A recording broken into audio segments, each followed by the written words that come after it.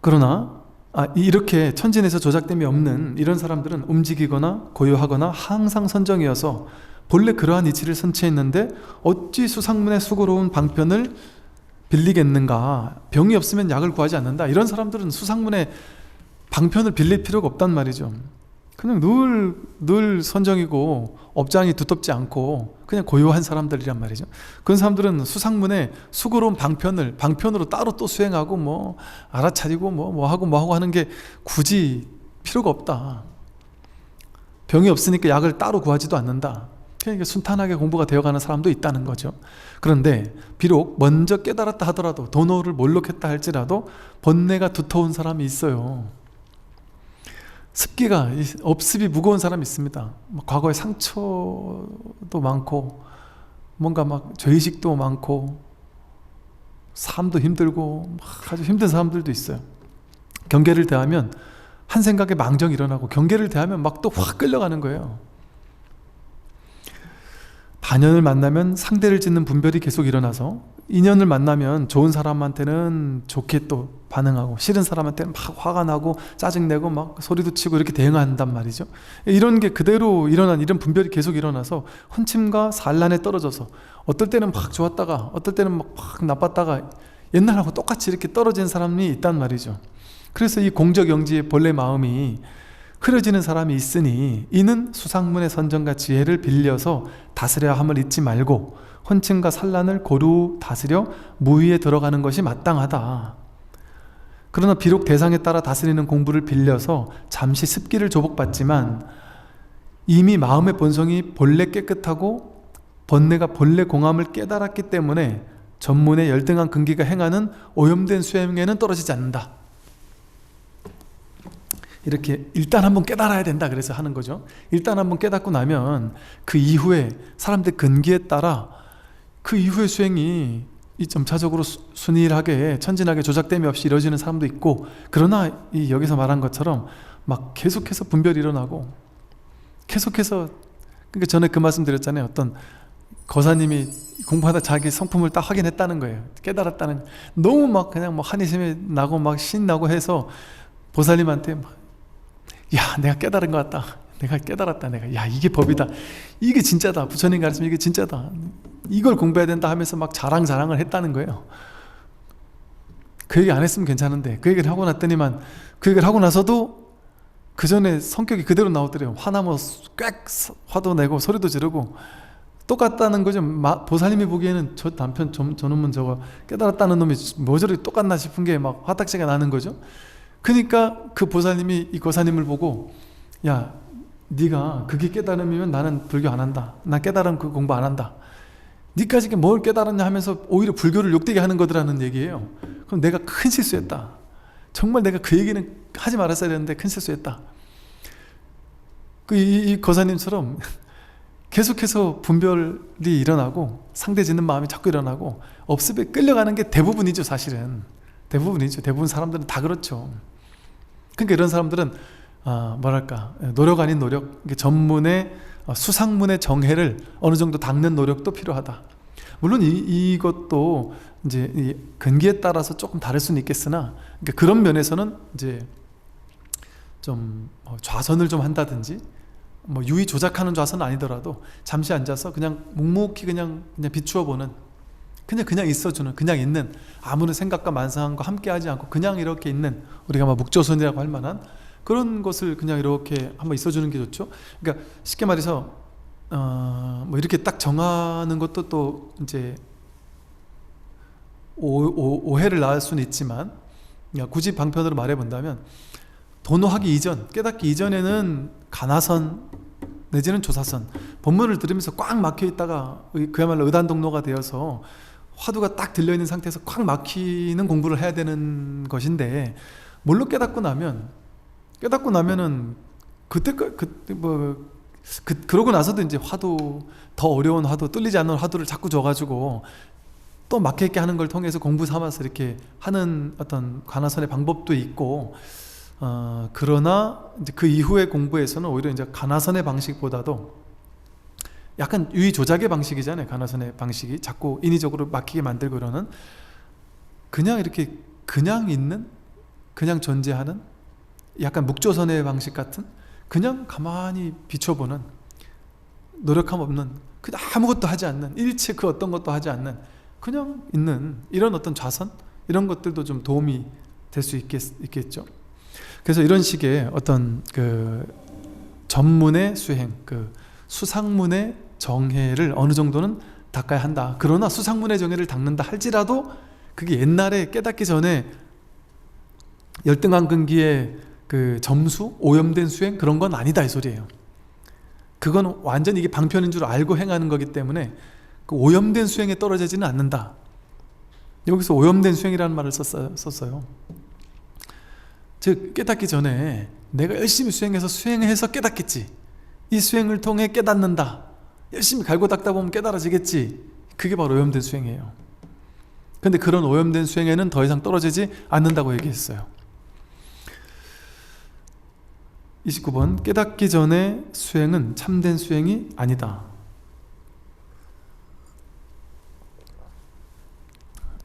깨닫기 이전의 수행은 비록 잊지 않으려고 노력하여 순간순간 익히고 닦더라도 마음공부, 불교 공부한 거, 수행법 익힌 거 이런 것들을 잊지 않고 노력하고 수행법을 갈고 닦고 노력하고 순간순간 익히고 닦더라도 곳곳에서 의심을 일으켜서 자유롭지 못하다.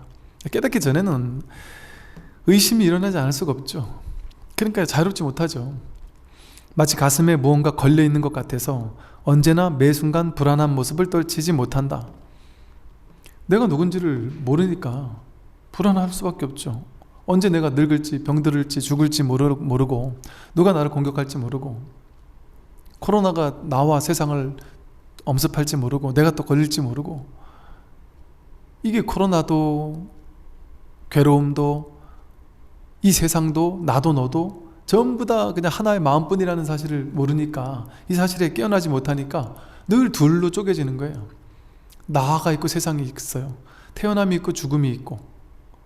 그러니까 내가 태어났다가 내가 살다가 내가 죽는다라는 둘로 나뉘는 망상이 있고 나와 세상이 둘로 나뉘니까 세상이 나를 공격할지 모르고 내가 세상에 뒤처질지 모른다는 불안함, 두려움이 있는 거예요. 깨닫기 전에는 끝끝내 하나임을 깨닫기 전에는 둘로 나뉘어 있기 때문에 끝끝내 불안할 수밖에 없고 두려울 수밖에 없죠. 완전히 두려움이 해결될 수가 없습니다. 둘로 나뉠 때는 둘은 항상 문제를 만들어내거든요. 하나면 하나가 하나를 공격할 수가 있어요? 하나가 하나를 망칠 수가 있습니까? 이렇게 돼도 하나고 저렇게 돼도 하나인데 태어나도 죽어도 그냥 이것뿐이고 이 자리 하나일 뿐이고 이 법 하나뿐이다. 코로나가 걸리든 안 걸리든 이 법 하나뿐이다. 내가 괴로운 일이 생기든 즐거운 일이 생기든 그냥 그 모든 것이 다 이 하나뿐이다. 근데 그전에는 좋은 거는 취하려 하고 싫은 건 버리려고 했지만 그냥 좋은 거든 싫은 거든 그냥 이 하나로 완전히 허용이 되고 수용이 되고 그냥 이 하나뿐이구나.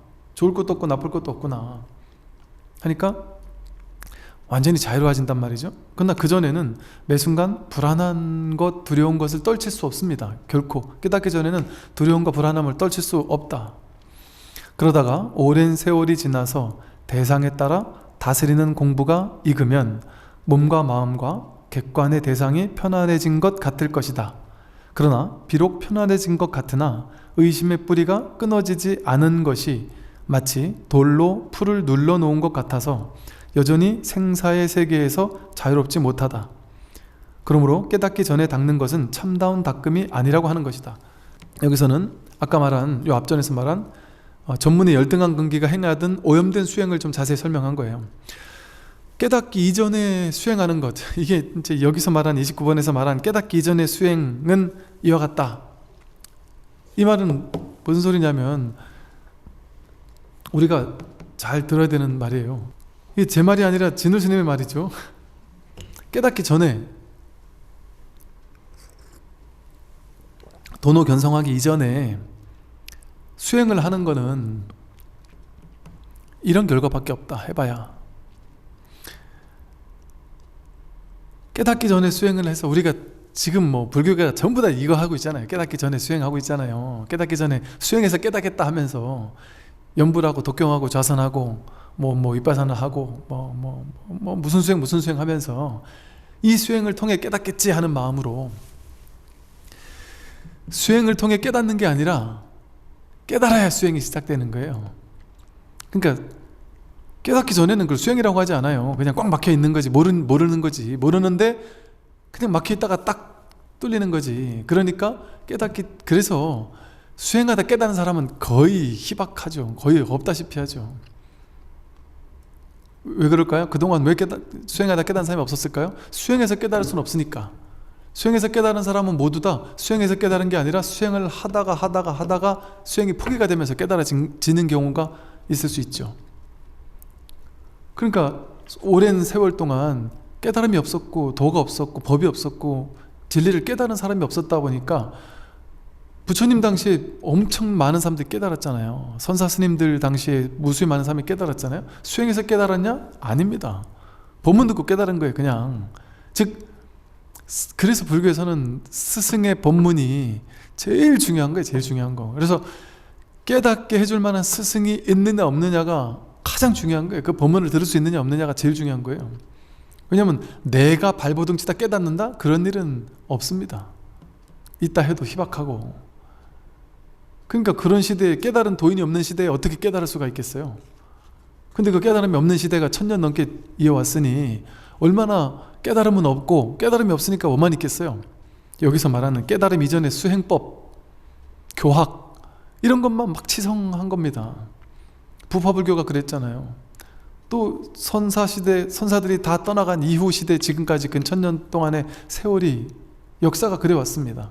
깨달음은 없고, 깨달음이 없으니까 수행만 있는 시대예요. 그러니까 나중에 이제 선이 오염되면서, 선의 초기에는 절에 부처님을 모시지 않았다 그래요. 그러니까 설법당이라고 해서, 지금도 그 남아있는 게 불국사 대웅전 뒤편에 가면 설법당이 있거든요. 그러니까 설법당에는 이제 본래 부처님을 모시지 않고 그냥 큰 넓은 강당만 하나 덩그러니 있어요.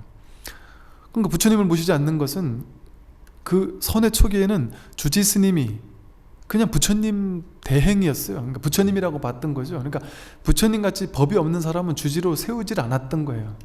그러니까 법이 있는 사람이 법을 펴니까 그냥 법문 듣다가 그냥 깨어나는 거죠. 그게 깨어남이었습니다. 그러니까 그거 아니고선 깨어나는 건 하늘의 별 따기 불가능에 가깝습니다. 불가능에 가깝다. 거의 희박하죠. 그러니까 이거 깨어나는 것은 자기가 노력해서 깨어나는 게 아니에요.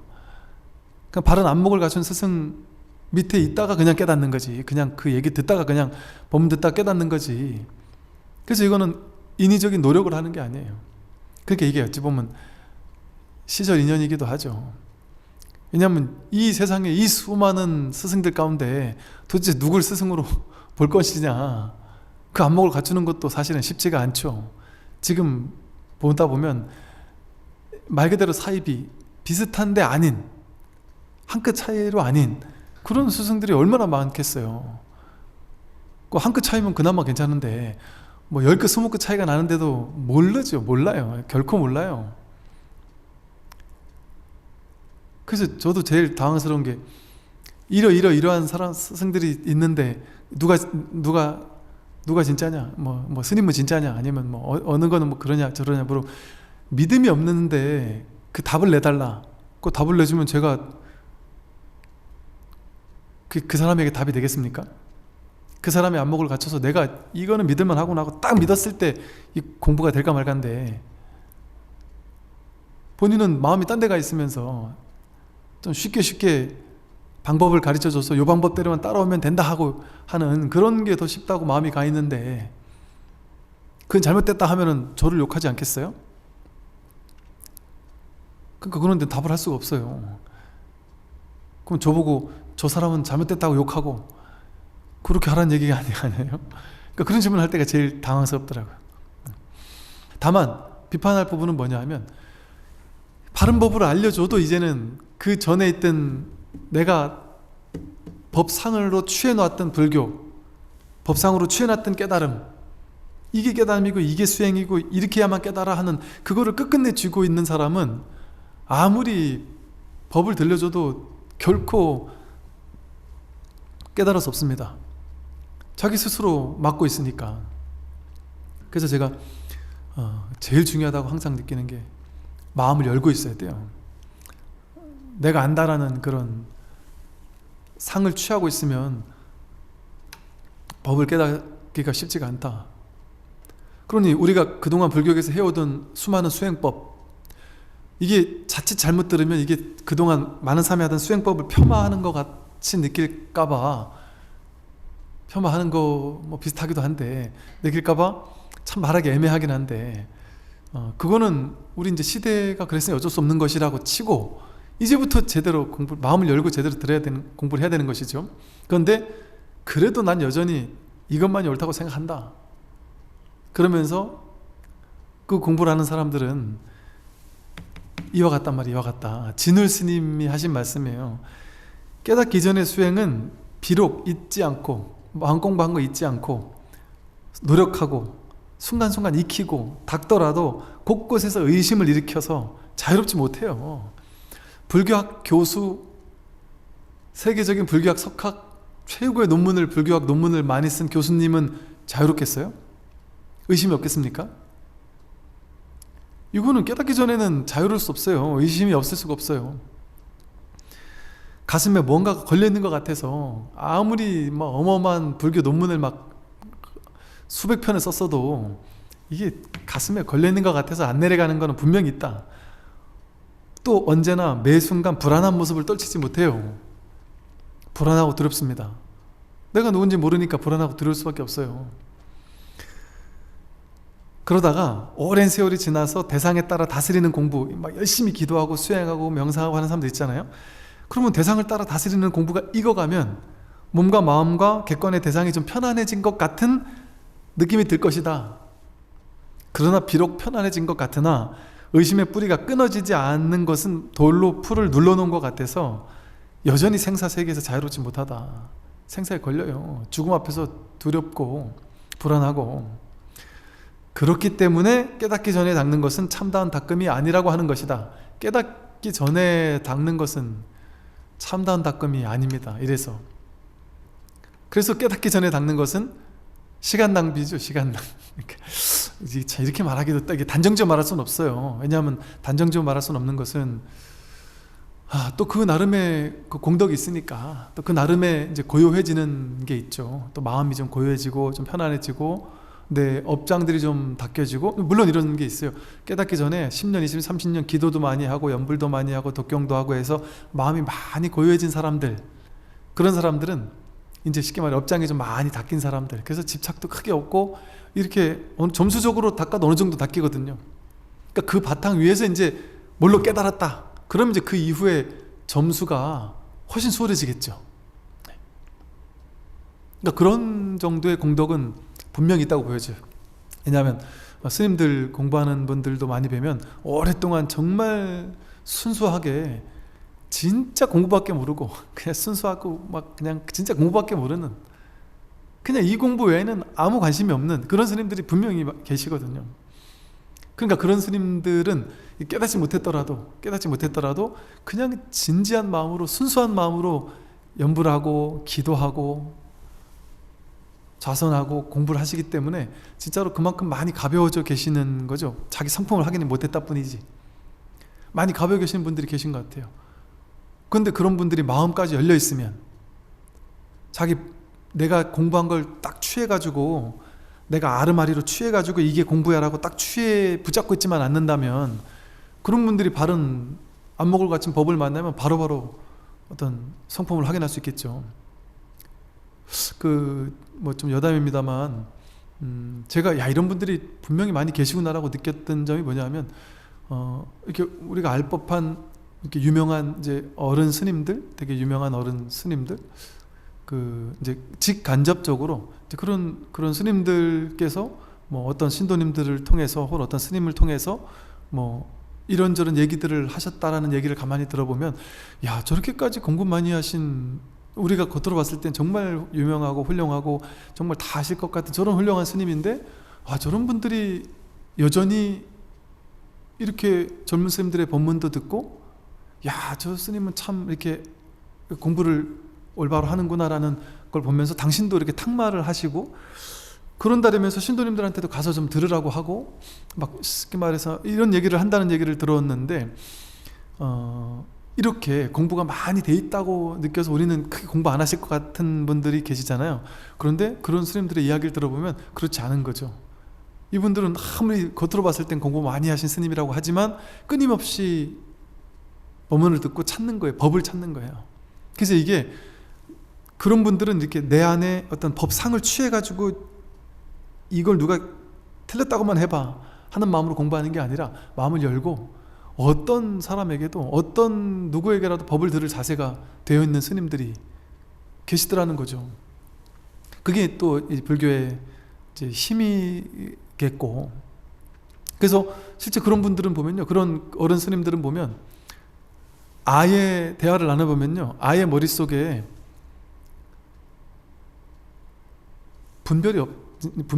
그런 분별이 있으면 또 그렇게 마음 공부를 못하겠죠. 저 정도의 큰 스님이신데 마음이 열려가지고 제가자분들 중에 안목이 있는 분들의 이야기를 귀담아 듣고, 또 젊은 친구들, 어린애들 할 것 없이, 출제가 할 것 없이, 뭐 이종단 저종단 할 것 없이, 뭐 나이 많고 적음 할 것 없이, 공부 많이 하고 적게 하고 할 것 없이, 종교 불교 전통인지 아닌지 상관없이 그런 모든 것을 툭 튀어서 열린 마음으로 그냥 귀담아 오로지 법만 공부하겠다는 마음으로 듣는 이런 어른 스님들이 계시더라는 걸 보고 저도 너무 다행스러웠고 당연하지 싶었어요. 그러니까 정말 그렇게 귀하신 스님들이 많습니다. 그래서 저는 그 생각이 들어요. 옛날에 뭐 잘했고 잘못했고 뭐 그거는 이제 두 번째 세 번째 문제고, 지금 이분이 어떤 마음을 가지고 공부를 하고 있느냐, 어떻게 지금 내가 공부에 대한 열정이 열려있고 깨어있느냐, 그게 정말 중요하지 않은가 싶고, 그러니까 우리 스님들부터가 그런 부분에 마음을 활짝 열고 공부를 해야 될 것 같고, 지금 제가 봐도 뭐 유튜브니 다양한 어떤 공부 전통의 우리나라나 외국 같은 것들을 다양하게 봐도 불교 이외에서도 깨달음을 얻은 사람들 많고, 출가자가 아닌 사람 중에도 깨달음에 아주 깊은 안목을 갖춘 사람이 많고, 꼭 불교가 아닌 다른 종교에서도, 심지어 무교에서도 뭐 출가제가 뭐 아무런 그거 없이 이 세상 곳곳에 이렇게 법을 펴는 분들이 분명히 많이 계시죠. 그래서 그런 것에 우리가 마음을 좀 열어야만 될 것 같아요.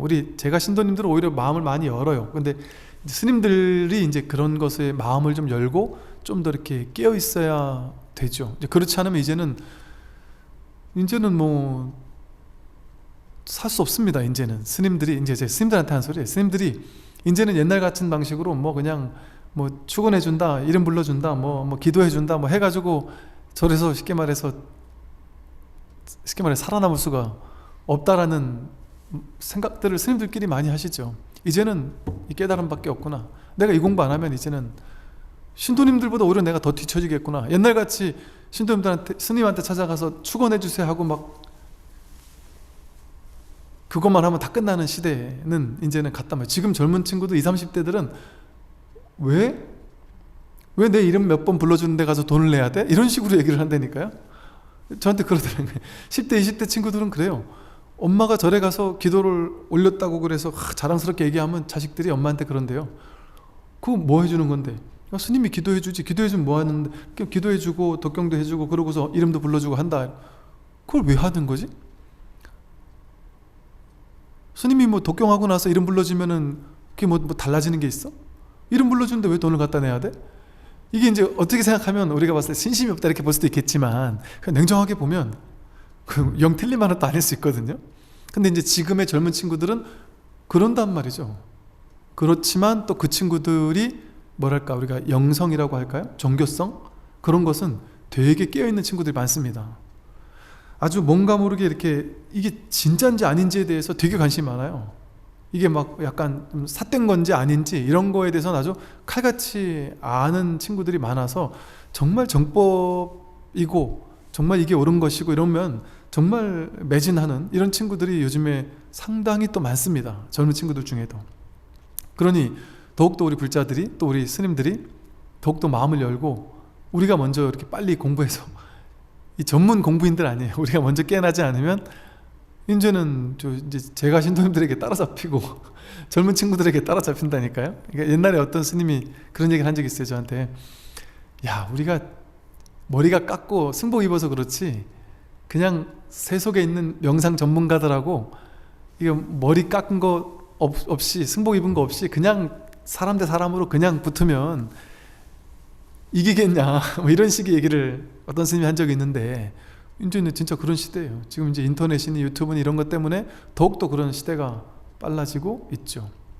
근데 아직도 그냥 옛날 타령하면서 옛날 방식에 거기에 매여 있으면서 그걸 공부라고 생각하는 안목으로는 지금 현대인들의 이 뛰어난 뭐랄까 이 견처를 따라가기가 쉽지가 않은 것이죠. 오늘 여기까지 말씀드리겠습니다. 다음 주까지 해서 마치도록 하겠습니다. 선발하십시오.